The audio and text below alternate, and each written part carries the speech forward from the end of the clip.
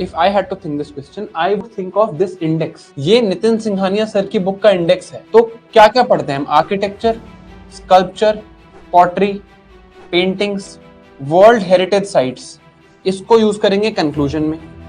Music, dance, languages, religion, literature, philosophy, science and tech, calendars, coins. Now if I remember these things, इन्हीं components के basis पे मैं सोचता हूँ।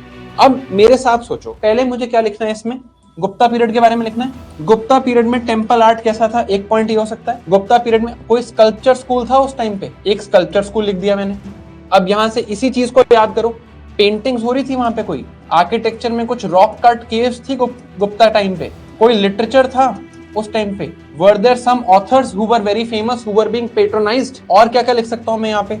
अब यहीं पे आगे चलते हैं। कुछ साइंस एंड टेक्नोलॉजी के लिए उन्होंने किया था, उनके कॉइन्स में कुछ स्पेशल था। 7 पॉइंट्स हो गए गुप्ता पीरियड के लिए। This I want you to generate quickly. अब मुझे ये आर्ट एंड कल्चर का सिलेबस याद है, इस सिलेबस से I am able to pick up these points and generate quickly. ये मैं गुप्ता पीरियड के लिए लिखूंगा। अब सेम चीज हम चोला पीरियड के लिए कर लेते हैं। That if I have to write for Chola period, can I write something about their temple art, Dravida style? Can I write something about sculpture, lost wax technique, Nataraja sculpture अभी दिखाया था आपको? Can I write something about their patronage of paintings? Can I write something about music and dance at that time? Can I write about languages and Sangam age? Can I write about their science and technology? Can I write their contribution to religions? Were bhakti saints not being patronized at this time? अब मेरे पास यहाँ पर भी कुछ points आ गए। जो points detail में आते हैं उनको एक्सप्लेन कर देंगे। जैसे आई एम श्योर कि टेंपल वाला पॉइंट हमें डिटेल में आता है, Nagara and Dravida style we know in detail, तो इसको थोड़ा ज्यादा एक्सप्लेन कर देंगे, बाकी पॉइंट को थोड़ा सा कम लिख देंगे। बट दोनों dimensions as it is clear होनी चाहिए।